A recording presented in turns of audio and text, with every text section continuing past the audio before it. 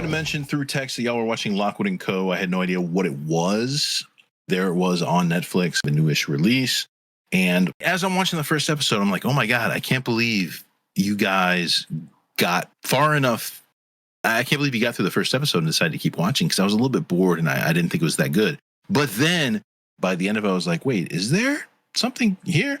And then I was just like, bam, bam, bam, binge. So I tore through them.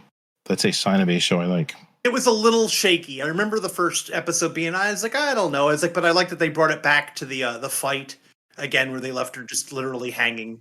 I think what it came down to is they just weren't in any rush to exposit the living fuck out of things. And I credit shows, usually not while it's happening initially, but after the fact, looking back, I'm like, oh yeah, well done. Way to not cater to dipshit. We're probably going to finish the first season tonight. How far are y'all into it? I'm episode 5 complete. It's an 8 episode. We've got 2 left. So y'all are 1 ahead. Okay. Yeah. I like how the world, as like the first episode, I hit the skip button. So I didn't see the opening roll. So I didn't see all the news headlines popping up. So I don't think I got it. And then the second episode, maybe I got about 15 minutes into it. And I'm like, wait, is this the world? So I went back, watched the opening credits, and I was like, oh, I missed so much. Yeah. This is the world they're in nowadays. They did such a great job of just doling out the information organically, don't they? Yeah. That's the thing.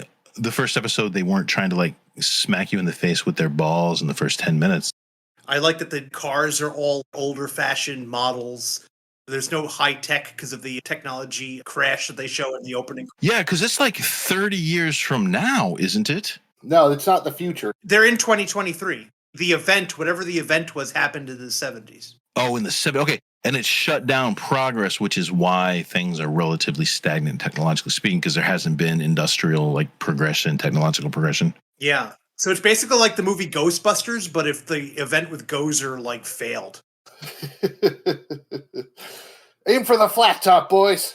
Well, at that point in the second episode, when I went and rewound it and watched the opening credits, I was like, oh, this is what they're doing. At that point, my thought was, and maybe I didn't see this like part of the credit roll, or I was watching the news readings and didn't see the actual credit, but I'm like, okay, this is based on a book because there's no way that some TV writers came up with this awesome world. Right. The author, something Stroud, but I've heard of him. I think I might have even read a book or 2 of his. And I like how they're not trying to make it like all there's vampires and werewolves and fairies and it's just ghosts. And if you piss off a ghost, it'll kill your ass. Yeah, right. And he's built up a good mystery of like why it happened. So they're starting to get into that a little bit. He doesn't beat you over the head with the different categories of ghosts. They left it open enough that they can do what they need to for the story. And they give you a little bit of information. So, there are some rules, but the people themselves are making it up as they go. Cause like they said, like a lot of people died before they figured out the basic stuff. So, well, they were like, she's watching back the interview of her female hero. And it's like, we were at wit's end and everybody was dying and the death count was going up until we came up with this ingenious classification system.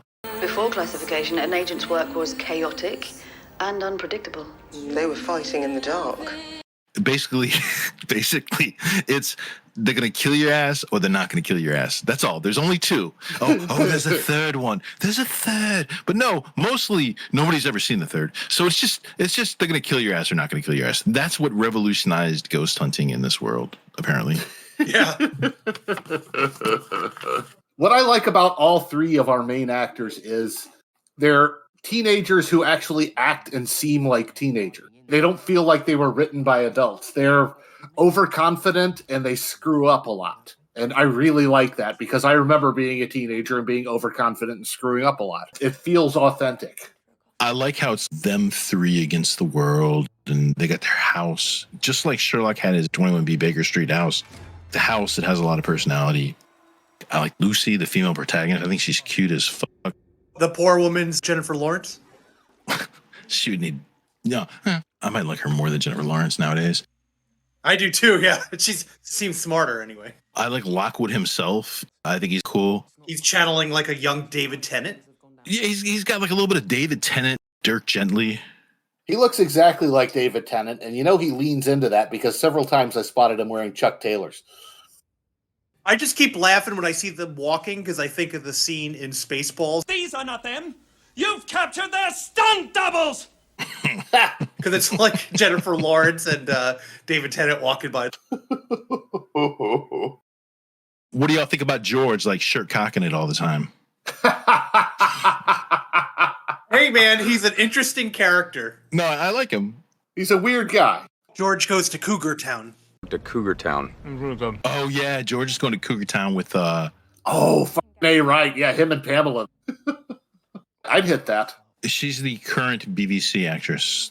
She was in Sherlock, and she was in... Oh, was she? Well, she was She doesn't seem like she'd have a BBC, but, you know. the red-headed forensic person that was in love with Sherlock. Oh, wow, that is her, isn't it? Yeah. Do you think George was shirt cocking it around Pamela's house? I think he's waiting. That's his boss move. He's going to pull that out later. That's his move. He's like the naked guy from... This is my move. It's called the Naked Man.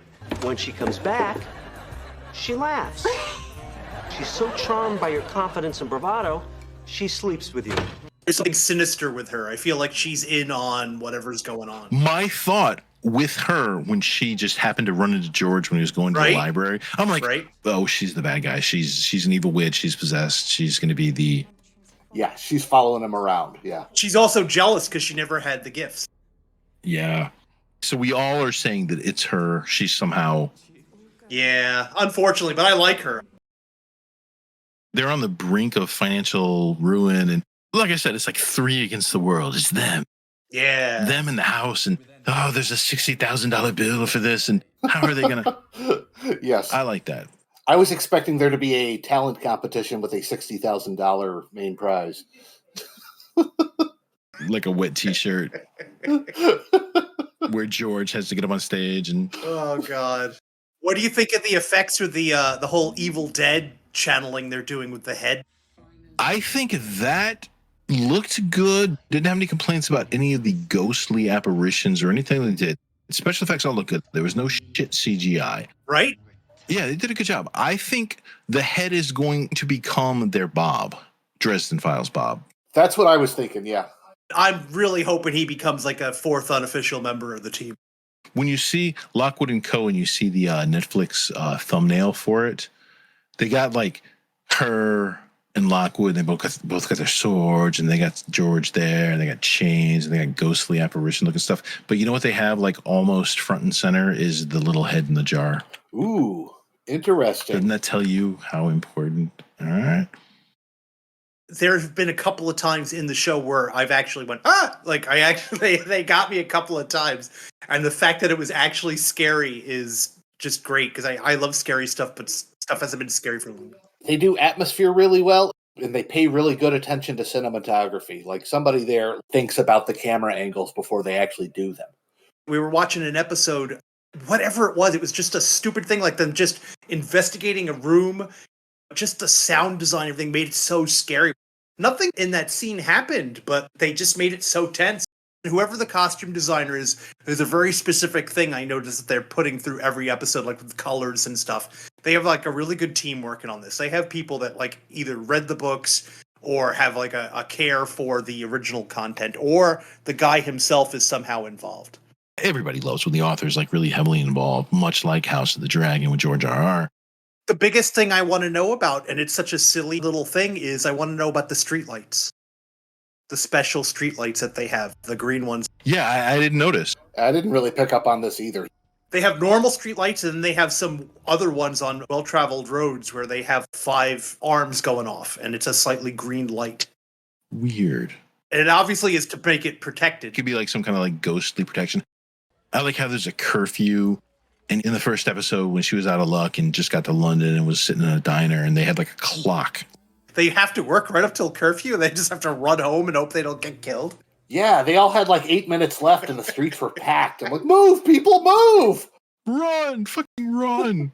But yeah, that's the world this guy created is for the last, like 4 or 5 decades? 40 years, yeah. You have to be in your house at dark. Otherwise, they will come get you. They're adapting an existing book They have 3 main characters. None of them are black. None of them, as far as we've seen so far, are gay. I don't like it. I'm offended. I'm going to guess that Jonathan Stroud is British. England is ahead of the American curve on woke bullshit, as Doctor Who delights in showing everyone. Oh, yeah. Oh, yeah. So, 3 main characters. And I mean, George, he's the number 1, like, candidate. Like, all the girls like him, I know, right? Why wasn't he black and gay? Hold Muslim, that's even smaller percentage. Yeah, his last name's Kareem, George Kareem. But he's not like a very, like, swarthy, dark, you know? I'm sure there's somebody in the writer's room screaming about that right now. Luckily, they've been outvoted. About the injustice of having 3 basically Caucasian people running around. Yeah. In a mostly Caucasian country. Andrew just said mostly Caucasian cum. I'm going to loop that like 4 or 5 times. A mostly Caucasian